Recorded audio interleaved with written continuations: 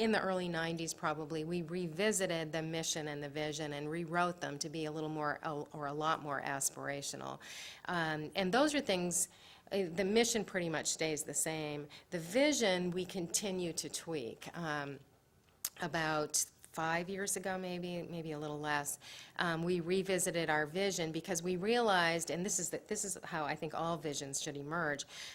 It was language we were using every day about what we were trying to achieve, was being the best in the country at everything we do. And we realized we were using that all the time with employees, with our trustees, with the public, and again, kind of that light bulb going off. Oh, this is really a much better articulation of what our vision is. And we know from using it that it's aspirational, because that's what a vision needs to be.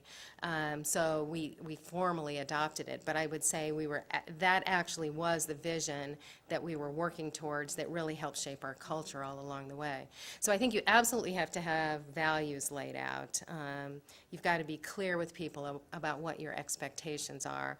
And then you need some kind of vision or mission, I think it could be either one, that is aspirational to people, because people want to aspire to greatness. I mean, they really do. Nobody wants to be average or ordinary.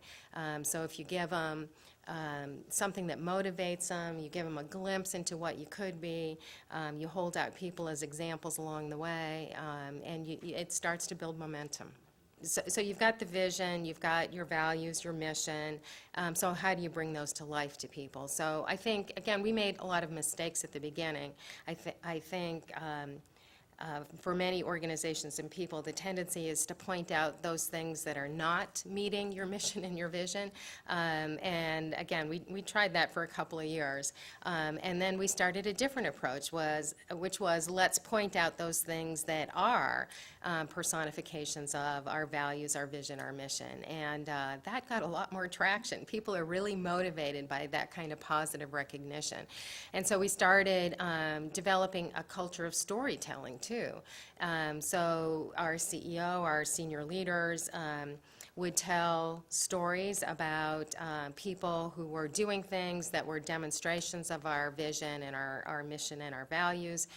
Well, we started doing newspaper ads even that were showcasing employees' actions that personified those kinds of things. So we started rewarding and recognizing the behaviors that we wanted to see, the behaviors and the results. We started with the behaviors, and then over time we started developing a much more robust kind of measurement system in terms of what kind of outcomes we were looking for too with all of this work.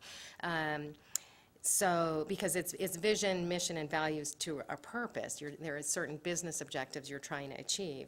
And so we would reward the behaviors, we would reward the outcomes, we would tell stories about all of this. And again, it builds momentum over time and takes on a life of its own. The timeline for changing a culture is probably longer than anyone ever realizes when they start the work. I think if you truly knew how long it was going to take, you might not start to truly transform your culture. But it's still absolutely the right thing to do, because you don't get there overnight, but you make incremental changes along the way. And then at some point, you realize that when you look around the room of people that you're in or people that you're with, you realize most of them fit the organization's mission, vision, and values, whereas 5 years ago you couldn't say that about that room of people. So it takes a long time. I mean, multiple years. And I'd say true organizational transformation, I mean, in my experience with the hospital, was 10 years, probably from first starting to talk about it to actually getting to the point where you could say the majority of our employees in our organization exemplify the vision and values that we want. But again, you don't flip a switch and have it happen. You work on it over time. And so, the biggest thing is, first you've got to have the framework and the goals. And then you've got to have a way to make those real for your employees, as we talked about.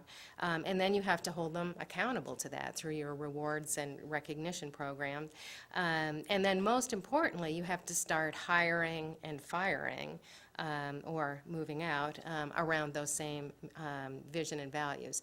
So when it really becomes part of your employee hiring process, where you're hiring not just for skills, but probably first for values and mission fit, and second for skills, then you start to feel a real change. When you start making promotion decisions around not just who's the skilled clinician, but who personifies the values and is the role model.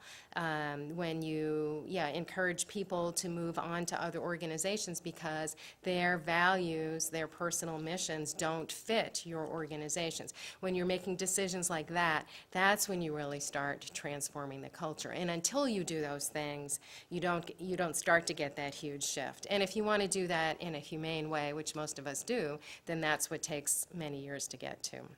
I think the role of leadership is absolutely critical to this work. There's no way that you're going to get cultural transformation and really create a new employee culture if your top management does not believe that this is their single biggest priority. It just won't happen. You could create pockets of it within your organization, but you're not going to transform your entire organization without top management buy-in. So it has to stem from the top. And by stem from the top, I mean not just be spoken about from the top, but also role modeled from the top. So whatever your organization's values are, if your senior leaders do